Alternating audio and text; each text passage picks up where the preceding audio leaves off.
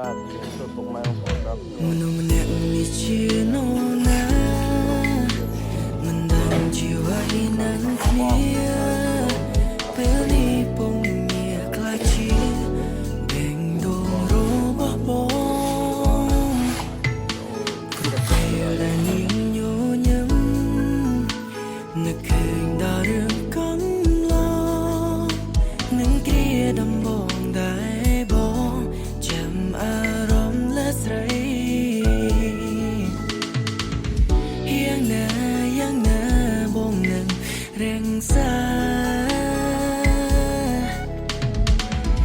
សេចក្តីស្នេហាដែលមានឡាថ្លៃស្នេហាមួយនេះមិនចាំបាញ់ត្រូវមានសាស័យសំខាន់បងហើយនឹងស្រីមិនប្រែពីគ្នា